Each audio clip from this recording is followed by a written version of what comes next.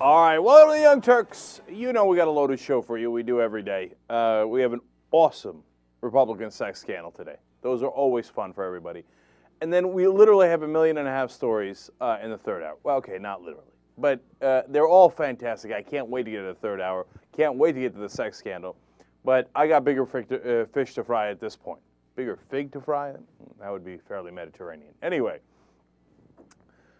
All right, let's start with how frickin' right I am. So yesterday, Charlie Rangel steps down from the head of the Ways and Means Committee in the House. It's a very powerful committee, the most powerful, controls funding in the House. And next in line in seniority is Pete Stark, and they make him the chair. I thought, well, that's interesting. A little unsuspecting, a little surprising. Let's put it that way. And yesterday, I had a note of caution on that, so I don't know how long he'll last. Well, it turns out the answer is 1 day. Ladies and gentlemen, we got him. They got him instantly. Well, why?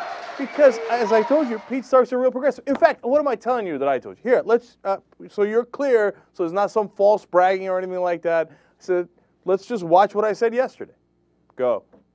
But on the upside, Pete Stark, who's a real progressive, is now the head of the Ways and Means Committee in the House, which I almost can't believe, because yesterday, as they were talking about who might replace Rangel, they said Pete Stark's up next, seniority, etc., and they said, well, but it might not be him. And I was like, of course it's not going to be him, right? They got to get him out of there and put in a guy who's going to play ball, right? But no, hey, look at that. Pete Stark, really the head of that committee, controlling the funding. That ought to be interesting. By the way, if they take down Pete Stark for any reason, you know what happened. He didn't play ball. Okay. Yeah, 1 day. It took him 1 day to take Pete Stark down. Some of the papers were joking around about how he was the shortest-serving chairman ever. What happened? So Pelosi put him in charge. He was next in seniority. It makes sense. He's 78 years old. He's been in Congress for a long time. But the rest of the committee rebelled. They're like, this guy, he won't give out our pork, and we need to be able to give out all the favors to the lobbyists, and this guy's a real progressive. We can't have that. So look at the stuff they invented that they leaked to papers like Roll Call. Okay, so they say, oh, he's called Republicans bad names before. Oh, no, come on, you're kidding. That's the best you got. Apparently he called Representative Scott McInnes from Colorado a little wimp. He called Nancy Johnson, Republican from Connecticut, a whore for the insurance industry. You know why? Because she very likely is. Okay? No, oh, I can't, how dare you say, that's enough to take down a guy who's 78 years old and has the second most seniority on that committee? That's not enough. So then they had to invent other things. The roll call just flippantly says he has ethics troubles of his own. Really? Which ones? What? I haven't heard of any ethics troubles. What? Where's that? Oh, you got a 2-page story here, roll call. Where's his ethics troubles? Oh, you just kind of threw that in there as a little dagger at him, right? Because he's not playing ball. We got to get rid of him, okay? And point number 3. Can you believe this? Their point number 3 is he has health problems. But the health problems are 2 words, health problems, and then it leads to this sentence, which sidelined him from 22% of the House votes last year, the 5th worst participation record in the chamber. Well, he can't participate that much because he has freaking health problems. No, that's a strike against you. None of this is why Pete Stark is not the chair of the Ways and Means Committee right now. It's because he doesn't sell out to lobbyists, or certainly not as much as the other guys want to. You see, this is how the system selects the guys who are going to serve the interests of money, big money in this country. It's not that the guy who gets up there is particularly evil or anything like that. It's that when you have someone who will not be part of the system, he gets weeded out. It took him 1 day. Remember what happened to Ashley Banfield at MSNBC when she questioned the Iraq War? They put her in a closet. So, I can go on and on about examples from the media, right? So in the media, you don't play ball? Nah, well, you get demoted. And the guys who have played ball their whole careers, they get promoted, and they think it's because they're successful or smart or brilliant or they know journalism. No, you got promoted because the guys who make money off your ass thought, well, this guy isn't going to question anything. And the same in politics. If you don't actually give the lobbyists what they want, then the rest of the committee has problems with you because they have problems raising money if you don't let them do what they're going to do normal. So Pete Stark, out, gone one day. And that's how power crushes opposition in this country. In his place will be Sander Levin. He's a Democrat from Michigan, long-serving congressman. I don't want to besmirch him or anything like that, but apparently people don't have a problem with him. He is the brother of Carl Levin, senator from Michigan, and everybody's fine with them. So that makes me question. Okay. You understand how politics really works? This is it right here. Of all the stories we've done, and I've given you 100 little examples of how they leave the administration and they go and get lobbyist jobs, et cetera, et cetera. There's a million stories. But this is one of the most illustrative. And the reason is, it's not an evil conspiracy where they say we have to eliminate Pete Stark. It's not, hey, let's take the most evil people and promote them. It's not, okay, the guys at the top are the greediest. No, it's subtle. It's just like this. Pete Stark, he called Nancy Johnson a dirty word. You know, and he talked about how she sells out to lobbyists. Pete Stark, no, there's trouble with Pete Stark. No, can't have it. No, we take power away from Pete Stark.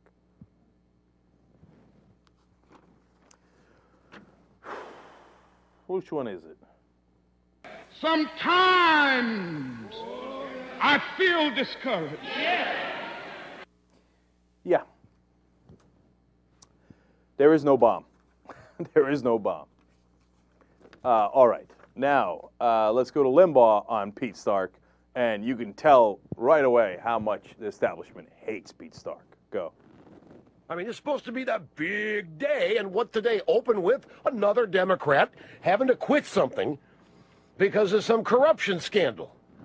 Charles Rangel. Now what do? You know who's next in line for this? Probably the most, and it's a close call here, the most genuinely insane Democrat in the House of Representatives is next in line. Fortney Stark from the Bay Area. Fortney Pete Stark, but however, the Congressional Black Caucus behind the scenes is pressuring the Speaker, Nancy Pelosi, to go deeper, to go further down the chain of command. You got to get a black face in there, they're saying. I mean, you can't humiliate Rangel by forcing him to give up the gavel and replacing him with a lunatic, insane white guy. Yeah. John Lewis, the guy that Limbaugh is referring to, the black face that they apparently theoretically needed according to Limbaugh's conspiracy, actively turned it down, said, under no conditions will I take it. So what happened to the conspiracy rush? No, they gave it to Sander Levin. You're not going to, I presume you're not going to tell us about how they needed a Jewish face on there, right? No. Okay, apparently not. No, but when you say, oh, they need a black face, you don't have any problem with that. But anyway, okay, you're full of lies as usual. But much more important is, do you get what happened there? Pete Stark is insane and he's a lunatic. Why? Because he doesn't want to let corporate America rob you day in and day out. Anyone who doesn't play ball is insane and a lunatic. It happens over and over again. Watch, you'll see. Okay, first of all, what was Howard Dean when he was running and he was so popular back in 2004? Instantly, the minute he challenged power, he became an insane lunatic. Now, if you look at all the issues, Howard Dean turned out to be 100% right on all of them. Doesn't matter. He's not playing ball, hence, he's insane and a lunatic. The reality is the insane have taken over the asylum, okay? And the few people that are left that are sane and reasonable and decent and moral, well, power will not tolerate them. Now, you want to talk about power? You know what? I'm going to skip ahead to this. Hey, so you got the pictures of Rush Limbaugh's penthouse, okay? Look at this guy, Rush Limbaugh, making $50 million a year, going to sell his New York Fifth Avenue penthouse finally for $13.95 million. Look at this. Okay, look. He's a rich guy, right? So he's got a lot of money, so he's got a nice house. All right, I get it. That's a nice path, right? You frilly little bitch. What is that? That looks frickin' French to me. What's the matter with you, man? Why don't you have some American decor there? How are you going to watch a football game in that? You little wimp. You little girl. Doesn't understand why don't Americans just go into the emergency room and pay? He's like, all it'll cost you is about a SUV or half SUV. That's it.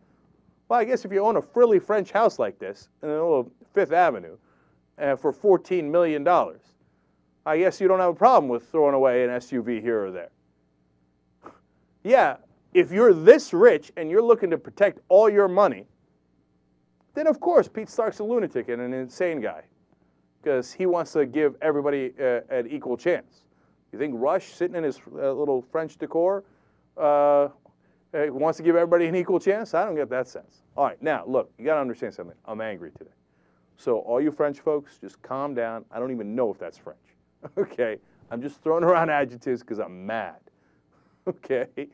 I do know that doesn't, I mean, if Rush Limbaugh, if that was John Edwards' house, and Rush Limbaugh got a picture of that house, what do you think he'd say about John Edwards, right, back in the day? Or if it was Al Gore said, oh, look at this! Isn't he rich? Trying to help the poor.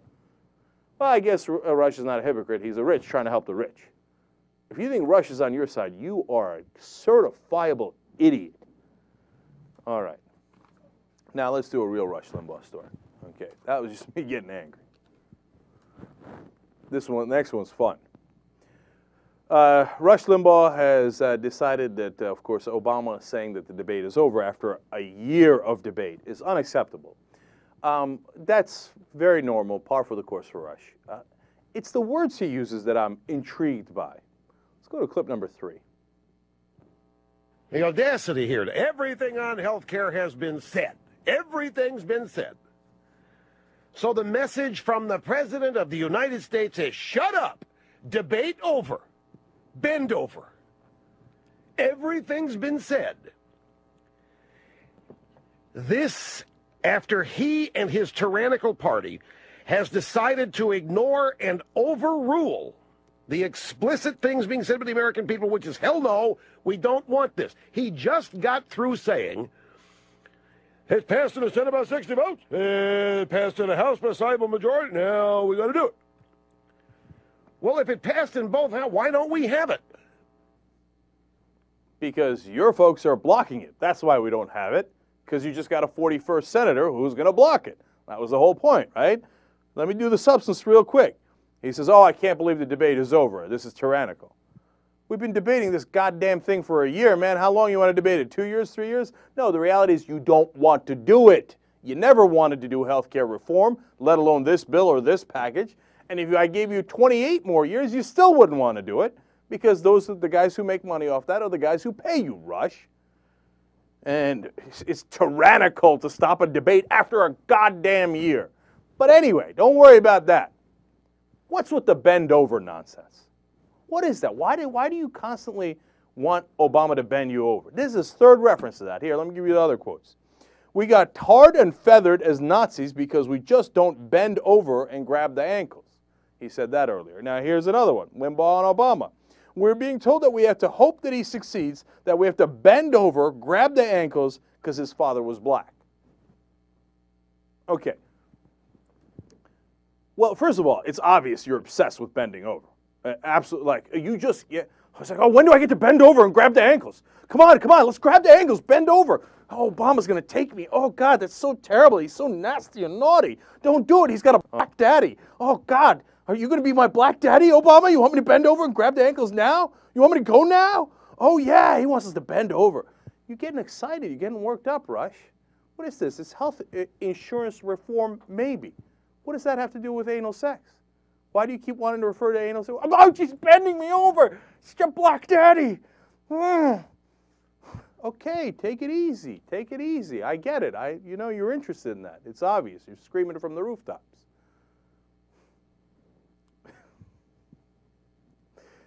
Rush, you fat. All right. Moving on. I'm going to do Maddow now.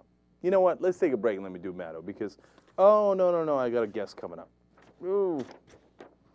Oh, Maddow took out the whooping stick. I like what she did. Let's do it now. Okay? I'm going to be a bad boy. Okay, Rachel Maddow. Going to go after Grassley, Lamar Alexander, and John McCain in the first part of this clip here. She's talking about their hypocrisy on the reconciliation votes, etc. I love what she did. Let's go to clip number 4. Senator Charles Grassley, the Republicans' point person in the Senate on health reform, has now started denouncing his own proposal for a mandate that people buy insurance. It's Charles Grassley's own idea, which he is now denouncing as unconstitutional. Senator Grassley taking a brave stance against himself. And there's Senator Lamar Alexander, who Senate Republicans have been trying to elevate into a prominent position on health reform since maybe Senator Grassley needs some help. Lamar Alexander is now denouncing the use of reconciliation to get around the fact that Republicans are filibustering health reform. He's denouncing it as a political kamikaze mission. A mission, it should be noted, that Senator Alexander himself has flown many, many times when he voted for things under reconciliation rules. It's amazing, actually, that he's still around to be so hypocritical after flying all those kamikaze missions. Then there's Senator John McCain, who's proposing now to change Senate rules so that no one could use reconciliation rules to get around a filibuster when they're voting on something that involves entitlement programs like Medicare or Medicaid or Social Security. John McCain's own record of voting yes on those types of votes that he now wants to ban is apparently not holding the senator back from taking this strong stance against his own behavior. Lamar Alexander, Chuck Grassley, John McCain, these are not newbies. These are senators who have been around the block. These are guys who book themselves on the Sunday talk shows instead of the other way around because they're such respected, respectable members of the political establishment. I thought these were the people who were supposed to take seriously, and yet they're just trying to get away with really, really, really blatant hypocrisy on this subject. I don't get it.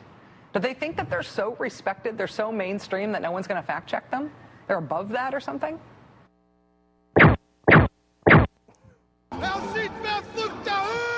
You go get them, Rachel. You go get them. But to answer your question, that's exactly what they think. And they're entirely right. 98% of the Washington media establishment will not fact check them and will never challenge them. And thank God you were around to do it, though, on MSNBC. Nicely done. But she ain't done yet. She saved a real ammunition for Orrin Hatch. Let's watch that next.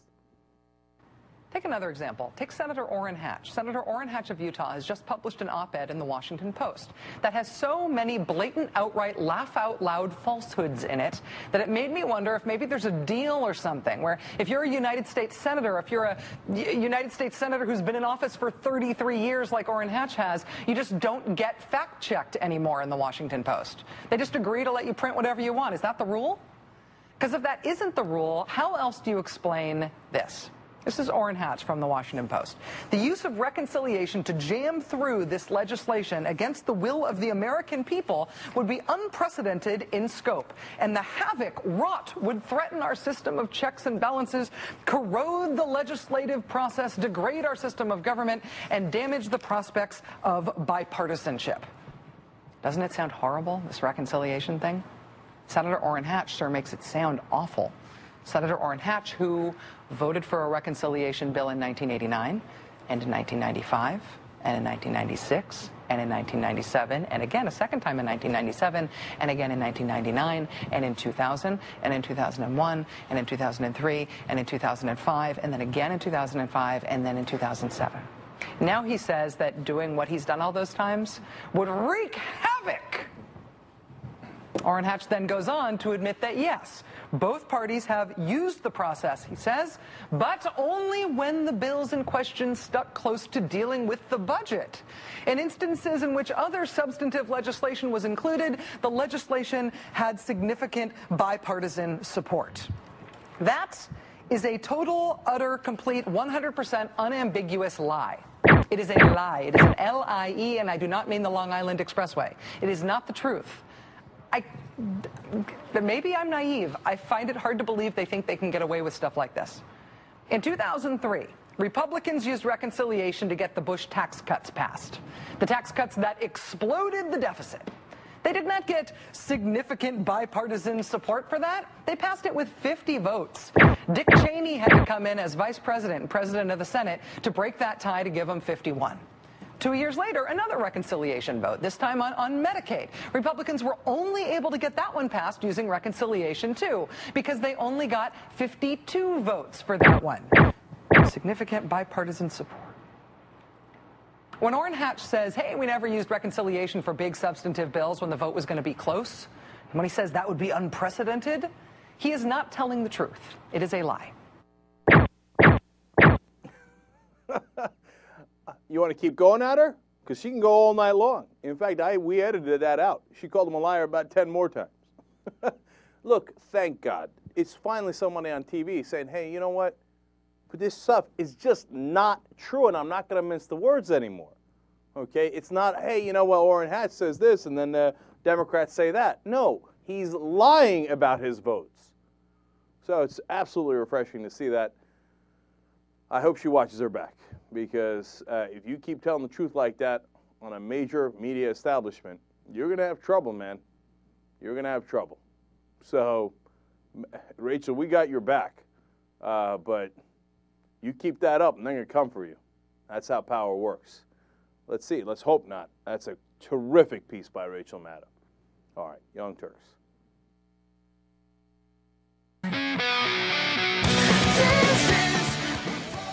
All right, back on the Young Turks. Alan Grayson had commissioned a poll, which was a very, very curious poll, and I'm surprised that he commissioned it.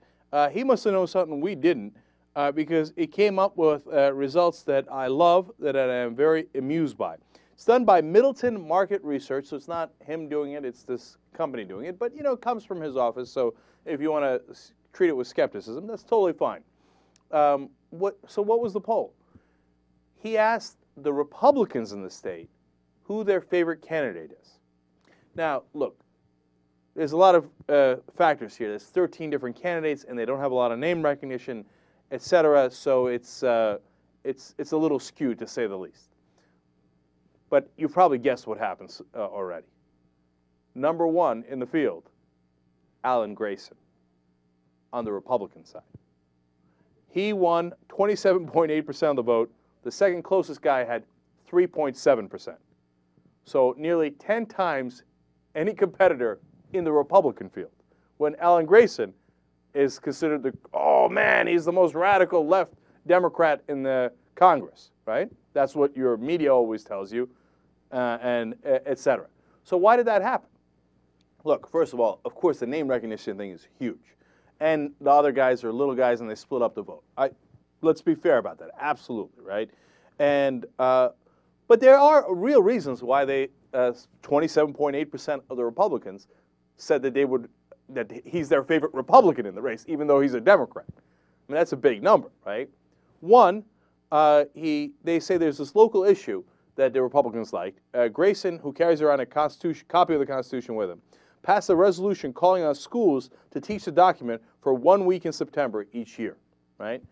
Now, that's great. If you're a progressive, you love that. But, you know, the Republicans these days, all of a sudden, they found the Constitution after it was collecting dust while Bush was in office. But so they liked it. They're like, oh, yeah, the Constitution, we should teach that, which is fantastic. I wish they would read it, right? So they like him a little bit because of that. The other reason they like him is because he's strong.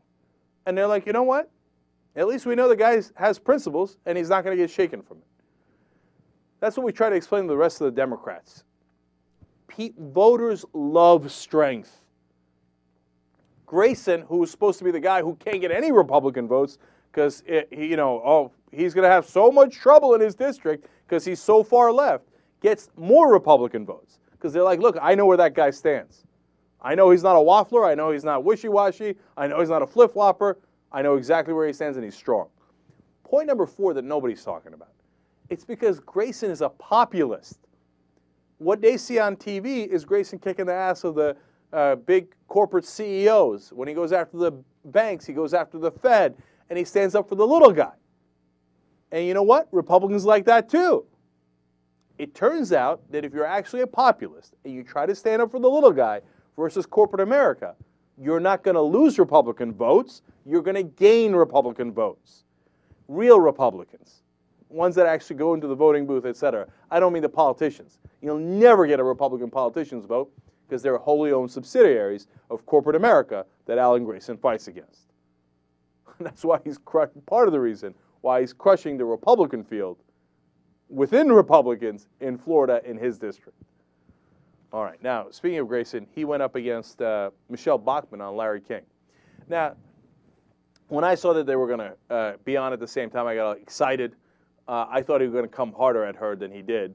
They had a debate back and forth. It was fine. You know, of course, Grayson, I think, had much, much, much better points. But there was only one moment where there was, you know, hey, wait a minute.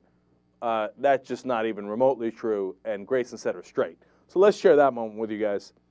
Clip number 10 here. Congresswoman Bachmann, what's wrong, since it's happened so many other times, with an up or down vote? An up or down vote is a good thing, Larry. It's just how many votes will it take? Will it take 60 votes or will it take 50 votes? And that's what's wrong with majority rules? Well, because that's not how the Senate works. The Senate works with 60 votes, and now what the president is promoting is a nuclear option, which is 50 votes. So we should have an up or down vote. It used that majority rules on the Bush tax cuts was 51 votes. Well, the House uses straight majority rule. The Senate doesn't. So what this would mean, Larry, is that the Senate has to break their own rules in order to pass the bill. And that's wrong. Oh, I think so, sure. Okay. And Congressman Grayson, why do you think they should break this rule, which they have done a few times in the past? My esteemed colleague from Minnesota is entirely wrong. There's nothing in the Senate rules that prevents reconciliation. It's been used 22 times overall and 14 times by Republicans. If it's good enough for tax cuts for the rich twice under Bush, it's good enough to provide health care for all Americans. All right, doing a little regulation. Alan, way to regulate, okay? And Michelle Bachmann there. You see, it's a good thing Grayson was on, because if he wasn't on, Larry King was just going to let that slide. Oh, no. Yeah, you can get majority vote in the House, but you just can't in the Senate. Oh, really? Oh, okay. That's not true. You can do reconciliation. And how many times, as Grayson pointed out, 14 out of 22 times, it was Republicans who did it. Of course, because you think they are going to bother with a Democratic filibuster? Get real. All right. You know, speaking of reconciliation, I want to go back to clip number 6, guys. Senator Barrasso was on with Andrea Mitchell, and he does flat out lie too. They have no shame, man. Go to clip number 6. Senator, what about the whole approach to reconciliation? There's a lot of moaning about reconciliation from the Republican side, but as has been accurately pointed out, a lot of Republicans use the same procedures for the Bush tax cuts, just under a different regime. Well, the truth of the matter is you want something that is this important, that affects everybody in the country personally. You want something like that to pass with 70 or 80 votes as major pieces of legislation that you want people in the country to say, yes, this makes sense, this will be pretty good for me. Whatever partisan way you do it or not do it, you want a lot of votes, 70 or 80. You don't want something of this magnitude for the country to pass basically in a tie vote with the vice president, then casting a tiebreaker. It's too important for the country. We've had tax bills and other major bills, Medicare, the civil rights laws changed by 1 or 2 votes. This has happened throughout history under Democratic and Republican Senates. Civil rights bills, it was over, 68 votes for that. I mean, children's health, welfare reform, those things where reconciliation was used, the votes were into the 70s. So that's the issue. You don't want something crammed down the throats of the American people, Andrea, when the American people are saying, we don't want this. Liar. Civil rights bill, he says, had 68 votes. That's because, if I'm not mistaken, we had mid-60s Democrats during that time, overwhelming Democrats. Now, it's a little more complicated issue because back then a lot of Democrats were from the South and were not for the Civil Rights Bill until Lyndon Johnson twisted their arm. Remember those old days? Anyway, let's get to the bottom line of this funny lie. He says, you don't want an important thing like this to pass with just 50 votes and the vice president breaking the tie. Well, Senator Barrasso would know about that because he was one of the 50 votes when that happened, when Dick Cheney broke the tie on the largest tax cut in United States history. They did it through reconciliation, got 50 votes, and then Cheney broke the tie. What happened there, Barrasso? Why didn't you get 70 or 80 votes for that? How about the next time you passed another record-breaking tax cut in 03? Did you have 70 or 80 votes? No. You had 52 votes. What happened to the 70 or 80 votes then? These people are full of garbage. All right, now let's move on to financial reform. I'm going to do this quick because it's the same old thing. White House is sending the Volcker rule back to Congress saying, hey, you know what, we've got to make sure that these banks don't take risks with their own money while they're federally insured, to make it overly simple. And of course, the senators are saying, oh, the president butting in at a critical time like this in negotiations is very unproductive. It's really wrong. We were just about to make a total sellout deal where everybody would get paid by the lobbyists, and this guy steps in and trying to do the Volcker rule. Now, Obama will lose on this. It appears that he's actually fighting for it, to give him credit, unlike he did with healthcare reform and the public option, where he was fighting against it behind the scenes. Here, behind the scenes, he seems like he really likes the Volcker rule. Will he get it? No. He will cave in on it. Okay, I'm just guessing. And then Senator Jack Reed, he says, oh, well, you know what? If they get rid of the Consumer Financial Protection Agency and they put it inside the Fed, which is the latest plan that this bipartisan dealings with Dodd and Corker and Shelby have come up with, well, that Jack Reed will have a strong floor fight. And they won't let that, go to the final bill in the Senate. Nonsense. There'll be no strong floor fight. They will cave immediately. And the so-called bipartisan compromise, which is actually a corporatist compromise, will easily sail through. All right. Next, who else is complaining? Oh, Barney Frank. Barney Frank says they're trying to kill consumer protection. Putting it inside the Fed is outrageous and ridiculous. God bless him for saying that. And the House is a little bit better than the Senate, so there's a little bit more hope there. But he's huffing and puffing and saying that they will not have this bill if they don't have a strong, independent Consumer Financial Protection Agency. I like what he's doing. He came up with a bill that is, in my estimation, very weak, but considerably stronger than the Senate version as it stands now, because the Senate version is not finalized. So I like that Barney Frank is fighting. My guess is he will also lose. Now, to give you a sense of how strong the banks are, 15 years ago, the combined assets of our 6 biggest banks total 17% of our GDP.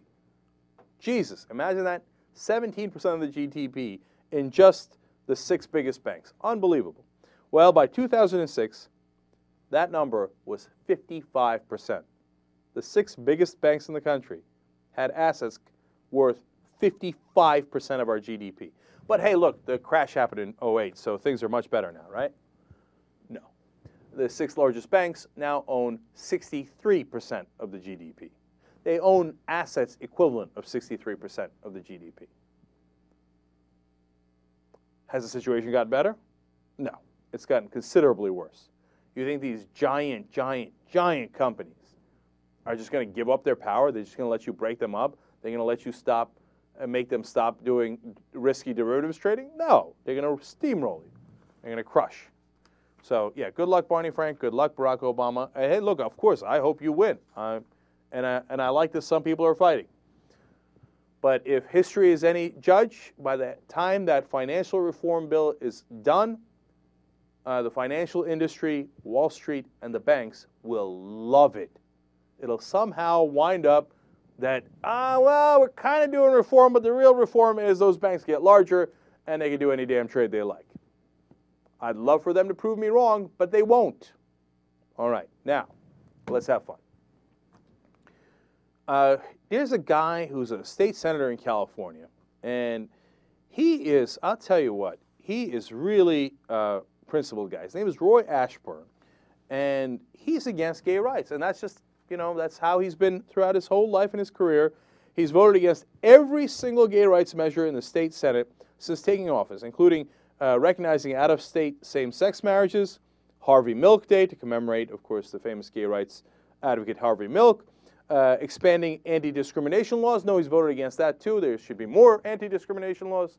I'm sorry, less anti-discrimination laws, according to our friend Roy Ashburn here. So he's very clear. And he's a family values guy. He's run on family values, conservative his whole life. So that's why I was a little curious that he got pulled over the other night at 2 in the morning when he was weaving in and out of traffic and was visibly drunk. Got pulled over and it turned out, yes, a DUI, definitely drunk, outside of a gay nightclub known as Faces. All right. CBS News has confirmed that, in fact, yes, Mr. Ashburn was at the gay nightclub. But here comes another fun fact. This father of four, family values Republican, had another male in his car after he came out of the club.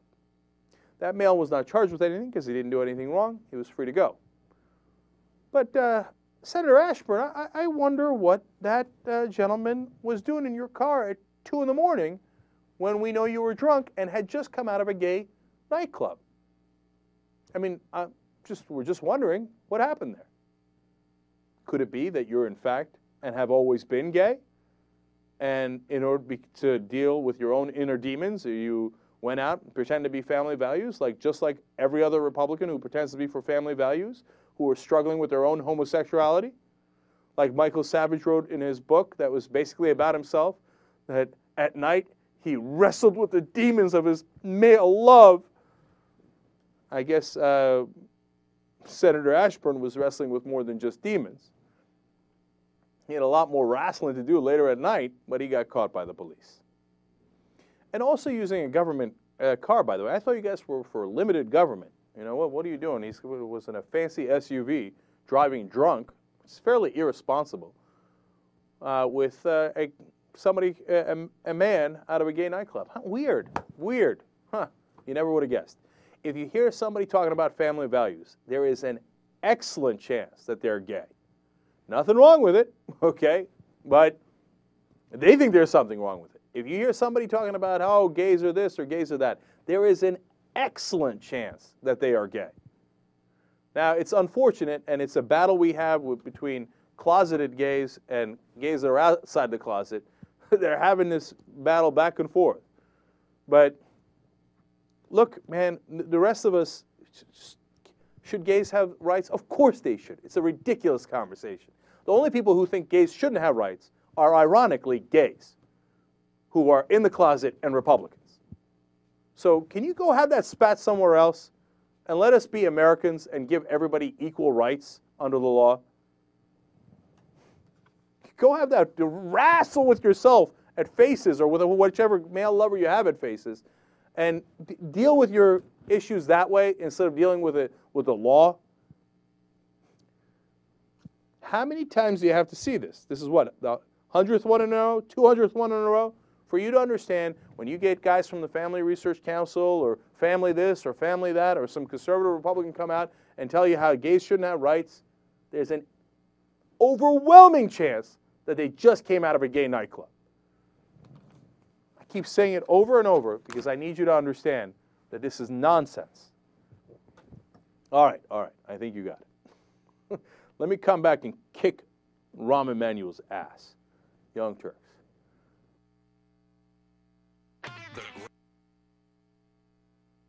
If you do not have policy in many ways, you do not have an ideology.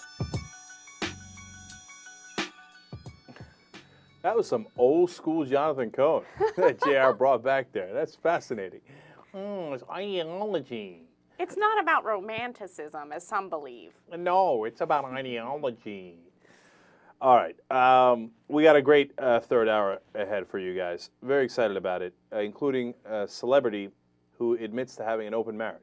I find that very, very fascinating. Yeah, but she's getting the shorter end of the stick. I can't wait to talk about that story. All right. But anyway, we start with what? All right, we're going to start with an epic story. Okay. Okay? This is an epic newsroom fight. I am now going to allow Cenk to take charge of this story. I'm going to be against one of these people, okay? So everybody get ready now. No, it's just an Italian anchor is doing a news story, and something funny happens in the newsroom behind him. Let's have fun. Era l'ultimo servizio e come avete visto anche oggi una pagina importante del nostro quotidiano Raccontare il Territorio con immagini e notizie. Ma finiamo come sempre con gli auguri. That's the funniest thing Di I've ever Canale 10 News. Arrivederci. Watch this on. Watch this. And he was like, oh shit, this shit is on. That's my favorite part of it. When he turns around and you're thinking, is he going to join? Is he going to continue the newscast? What is he going to do? No, he just gets up. Yeah. Leaves. No, but he looks scared. That was the funny part. Yeah. He's like, what's going on here? I got to get out of here. Like, dude, just chill out for like half a second. They're not going to jump out and grab you, okay? Just walk away calmly. You're on camera, okay? Then a second favorite part is right there in the beginning when the guy's looking at the camera going, wah, da, da, da, da, la, la, la, la, da, da, da, da, da. And of course, when did they take the dive, man? And you see them wrestling. And it also the panic in the guys. This is a great video. This is indeed epic. It also seems like he took forever to figure out what was going on behind him. Like, wouldn't you notice it a lot sooner? Like, at this point, wouldn't you notice it here? Wouldn't you hear the wrestling? And yeah, and there's even an edit in there as they went on and on and on, right? Isn't anybody, look, what's the panic, I love that. Anyway, isn't it a producer or cameraman saying, hey, like, Giuseppe, look behind you, okay? Let's wrap this thing up, go to a commercial break, okay? Because those two guys are going mental in the background.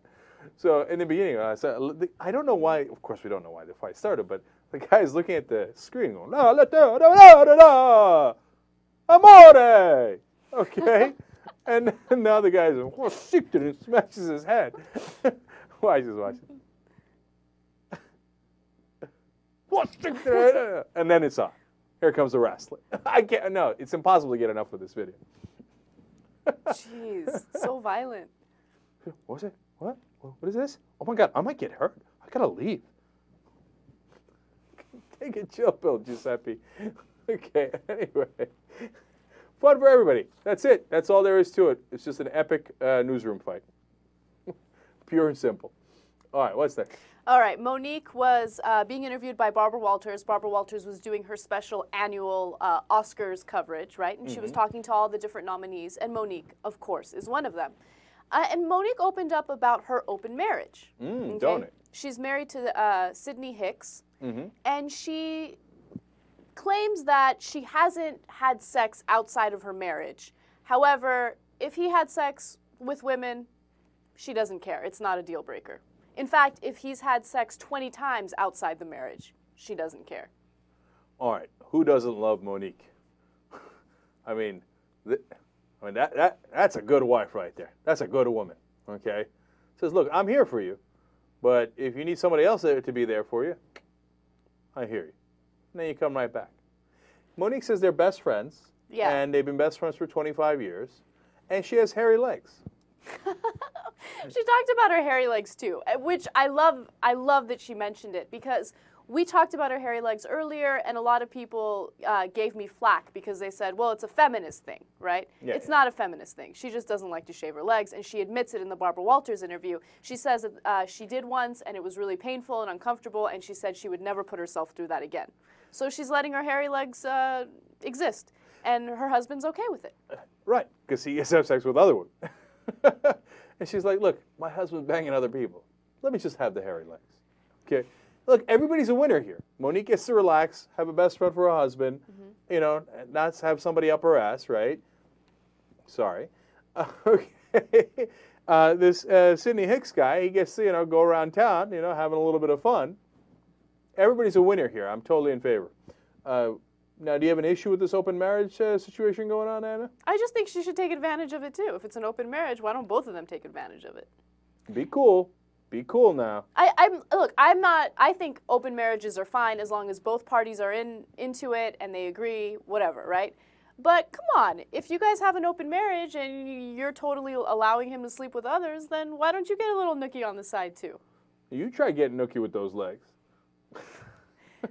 Believe me, there are lots of men out there that would love those hairy legs. Right. And, you know, she's a big star now, Monique, so I'm sure that there'd be a couple of takers. But look, no, the bottom line is it's not, in all seriousness, it's not for us to judge. Apparently she doesn't need other guys, and but she thinks her husband needs, and if that works for them, I think that's fantastic. God bless. Go forward. That's, if that's a trend that catches on, I'm not going to argue. Yeah. Is it really that painful? Hairy legs? No. She said it was a painful experience. It's like she got her fingernails pulled off. You shave your legs, I assume. I absolutely shave my legs. When it grows back, are you in excruciating pain? No, but you know what? It all depends. Like, everybody's different. I mean, some people are obviously hairier than others. Some people have to shave every day, which I imagine is pain in the butt, But I don't know. Personally, I don't find it painful. If I did find it painful, I would look into other methods. I definitely don't want to have hairy legs, so maybe I would look into laser hair removal, which will make the hair at least thinner and easier to shave. Going back to the feminist thing for a second, because I'm intrigued by that. People say, oh, you know what, why do we have to conform to the image of society, la, la, la, la, la, right? And men want that, and it's not a la, la, la. Okay, bullshit. You know why? You know what society is against? Dudes with nose hair. Okay? Yes, I agree. Okay, because nobody's in favor of it. It looks terrible, right? So you have to somehow remove your nose hair if you're a hairy guy. And ear hair. Right, and ear hair, exactly. Yeah. I saw an Indian dude once with like a full comb over.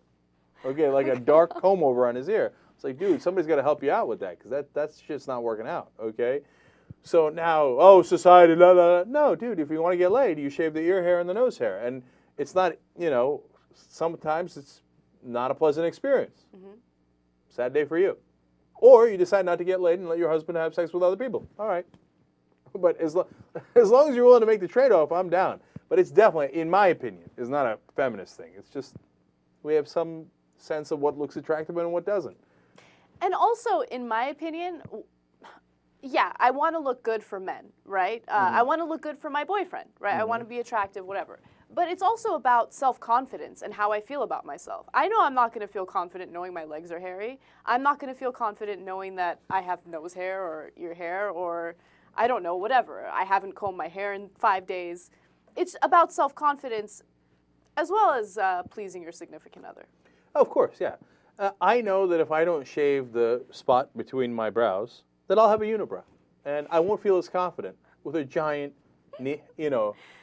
Cro-Magnon unibrow, okay? So I go through the painful experience of shaving between my brows. You shave it? There's something. I do something with it. Little scissor action, something. No, I'd have a giant Armo unibrow. Can I say that? Why is it an Armo unibrow? Yeah. It doesn't have to be Armo, please. Turkish men have unibrows just as much as Armenian men have unibrows. No, they're from totally different places. No. Of course they do. So why can't it be a Turco brow? You know why? Because we live in L.A. That's true. There are no Turks in L.A. Whereas some Armenian dudes you'll see in L.A., they'll spot the unibrow. Not a lot, just a tiny amount. Let me just say something really quick.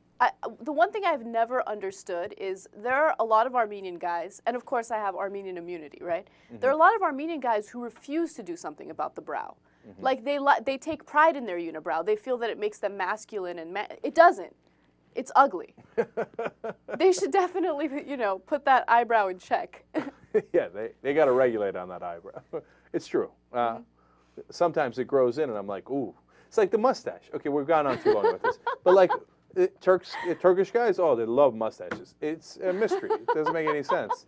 Once I did the mustache, I can't find the picture. If I could find the picture, we'd scan it. We'd have so much fun, okay? Because I had a goatee, and then I shaved this part, and I just left the mustache, and I was like, all of a sudden, I look like the biggest, I don't know, Guido, villager, whatever you want to I'll be a little bit, yeah, I can't do it. Can't win with it. Can't play with it. All right, what's next? All right. There are protests all over the United States, and these protests are conducted by students, staff, faculty at various colleges and universities. What they're protesting is how different states have cut funding for public colleges and universities, right? So students are now forced to pay higher tuition, and they also are getting a lot less academically. A lot of classes have been cut. A lot of students aren't even getting accepted into universities, even though they're perfectly qualified to get accepted.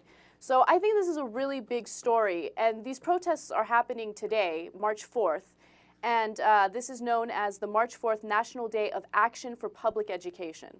And it's all over, 100 events in 32 states, 50 members of the Black Student Union at UC Irvine, 200 people at San Francisco State University, 600 people at Berkeley's Pauley Ballroom gathered. Some of the California schools, the students basically cut off the entrance to the schools. You know, however you want to phrase it, they stood there, they barricaded it so people can get through. In one instance, it got violent. Yeah, which I'm totally against. First of all, let me just say, I love these protests. I think that this should have happened a long time ago. Public education is so important, and now it's out of reach for so many people because it's become so expensive, so just unbearable. You can't get quality education for an affordable price anymore. So I'm glad that these protests are happening, but they can't get violent. If they get violent, the message is going to get skewed. People are going to get distracted from what the real message is. You know, I hear you on that, and obviously that's true. But I'll tell you what, I think, you know, this one car got its window smashed. It's just one small incident among, like I said, 100 different gatherings. So I don't want anybody to overhype it. At the same time, man, you're starting to get a sense of how angry people are, right? This is the anger starting to boil over. You know, you squeeze people and you squeeze them and you squeeze them. One parent in the story was like, look, you know, I now have to pay more tuition, okay, but I'm getting paid less and I have less insurance, higher premiums. I mean, everybody's getting squeezed from all sides and it's boiling over. And it's boiling and it's boiling and it's boiling, and our politicians totally ignore it. And they keep, you know. But they can't ignore it for long. Look, I think that this is all a great sign, okay? Because what usually happens with our political system is people allow politicians to get away with murder until it starts affecting their own pocketbooks and when it starts affecting their own bank accounts. Now that people are really feeling, you know, the financial stress of what's going on, they're going to become more politically active. They're going to exercise the power of their vote, and that's when politicians start paying attention to them. I really think that it's going to be effective because, look, what do you want? Do you want to get reelected? Of course you want to get reelected. Corporate money means nothing when you have your constituents saying that they're not going to vote for you and you're not going to get reelected. As long as those constituents have real information, okay, and they don't get misled, et cetera. So I agree with you. Look, for example, during the Iraq War, there was some big protests in the beginning, et cetera, and then things petered out. Why? Because we have a volunteer army. In Vietnam, there was gigantic protests because you were worried that you were going to get drafted and sent. So people were like, well, I don't want to die for this, right? So we didn't have as much. But now Anna's right. Now it's affecting us, right? And it's affecting everybody. So you can't, all of a sudden, you can't afford to go to school. You're pissed. And on it goes. And so it boils over. Look, this is how civil rights legislation got passed. You think it was just about the politicians? No. What happened was it was boiling over and people were mad and there were protests everywhere. There were even riots. And you know what happened? The people in power got scared. And so when they got scared, they were like, oh, okay. This thing's getting crazy. Let's pass some civil rights legislation and calm this thing down, okay? Now, I'm oversimplifying there, but that had a lot to do with it. So the fact that people are angry and they're protesting, not violent, don't smash the windows, etc. And, of course, what worked best in the civil rights era was the nonviolent campaign, right? But the protests themselves are fantastic, okay? You've got to let people know that we've had enough, okay? And what are they? Because if you don't let them know, what they're going to continue to do is what they did in the past. Cut taxes for the richest people in the country, give the tax breaks to corporate America over and over, and where are they going to get that money? They're going to get it from you and I, okay? And they're going to keep cutting and cutting and cutting. And as usual in America, it's the young that lead this, and this day of action, I think, is an absolutely fantastic development. Go forward. Move forward. Young Turks.